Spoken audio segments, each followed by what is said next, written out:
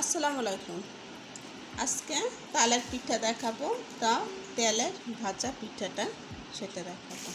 তো এখানে আমি চামচ দিয়ে আর কি মেপে নিচ্ছি, যে মেজামের কাপ আর চামচ একই হবে মাপাটা। তো এখানে আমি 4 কাপ আর কি নিয়ে নেব, 4 চামচ। আর আপনার ময়দাটা আপনি বুঝে শুনে ময়দাটা ব্যবহার করবেন, যেন এখানে 4 চামচ আর আমি এখানে ময়দাটা দিয়ে দেবো 2 চামচ। তা আমি তালের যে তালটা যতখানি আছে সেই পরিমাণে আমি এটাকে গুলিয়ে নিব আর কি। তা এখানে দিয়ে দিচ্ছি আপনার চিনিটা, এটা আপনি ব্লেন্ডারে একটু করে নেবেন, তাহলে সুন্দর হবে। তা আইসিং সুগারটা আমি দিয়ে দিচ্ছি এখানে, আমার যতগুলো লাগবে তা আমি বুঝে শুনে আমি দিয়ে দেবো। এখানে দিয়ে দিচ্ছি নারকেল। আমার নারকেলটা একেবারে নরম ছিল বন্ধুরা, এটা ডাবের মতন, তারপরও আমি এটাকে দিয়ে দিচ্ছি।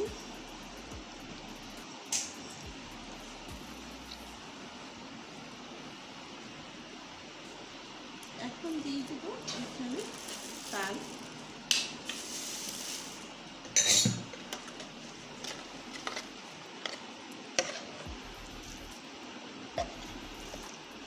একেবারে আমি যতটুকু বানাবো একটু বেশি করে বানাবো, যেন আজকে তালটা পুরোটাই শেষ হয়ে যায়।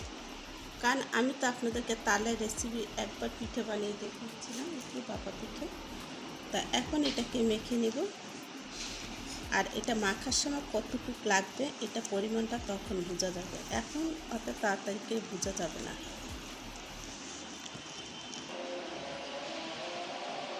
আমি আপনাদেরকে বলেছিলাম যে এটা কতটুকু লাগবে সেই পরিমাণটা বুঝে দেব। তাহলে আমি চাউলের গুঁড়াটার মধ্যে আমি ময়দাটা অল্প অল্প করে আর কি মিশাচ্ছি, যেন এটা নরম একটা তুলতুলে একটা পিঠা বানানো হয় আর কি, তেলের পিঠা, তেলের বড়া পিঠা। তা আমি খুব সুন্দর করে দেখেন ভিতরে কিন্তু এখনও অনেক আছে গুঁড়া, সেগুলো সম্পূর্ণটা মিক্স করে নিতে হবে। তার তালটা আরেকটু আমি দিয়ে নিয়েছি, এখানে তালের পরিমাণটা একটু কম ছিল তাই আবার দিয়ে নিয়েছি। বললাম না অল্প অল্প করে এটাকে মেখে দেখতে হবে। আর আরেকটু আইসিং সুগারটা দিয়ে দিচ্ছি, কারণ আইসিং সুগারটা পুরোটা আমি দিই নি, অল্প অল্প করে একটু দিয়ে নেব, সেই দিয়ে নিচ্ছি। তো এখন আমি সব আইসিং সুগারটা দিয়ে দিলাম। এখন খুব সুন্দর করে এটাকে মেখে নিতে হবে।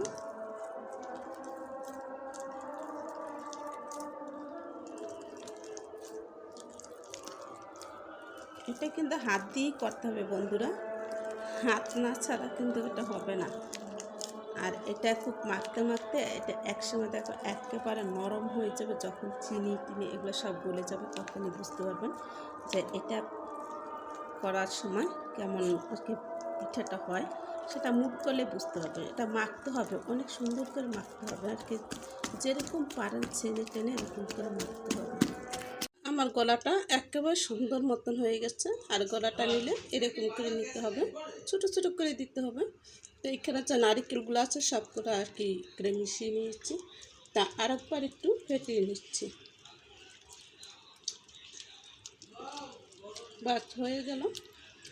আর যদি চামচ দিয়ে দেন তাহলে আরও ভালো হয়। তো আমি এভাবে করে একটু ছোটো ছোটো করে দিয়ে দিচ্ছি।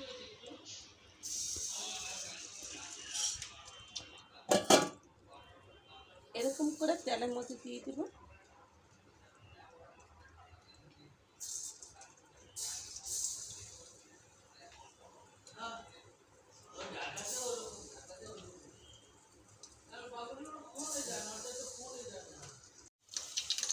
তালের পিঠাগুলো দেখুন কীরকম করে বেশি উঠছে, আসলে হাত দিয়ে দেওয়াতে চামচ দিয়ে দিলে আরও সুন্দর হয়, কিন্তু হাতের যে মাপটা আমি সেরকম করে দিয়েছি আর কি। তো এইভাবে করে সব কটা আর কি ভেজে আপনাদেরকে দেখাবো। দেখুন পিঠাগুলো কীরকম করে সিম্পল হয়ে গেছে। এরকম করে পিঠা বানিয়ে একবার খেয়ে দেখুন বাসায়, বাচ্চারা সবাই বড় থেকে সবাই খেয়ে নেবে। আর পিঠা বানানো খুবই ইজি। আমি কিন্তু প্রথম পিঠা বানাতে পারতাম না, এখন আমি পিঠা বানাতে পারি।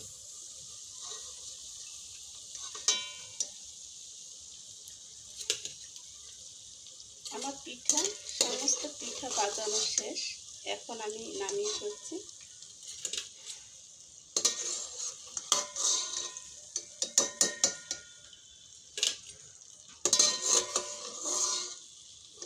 চুল অফ করে দিচ্ছি।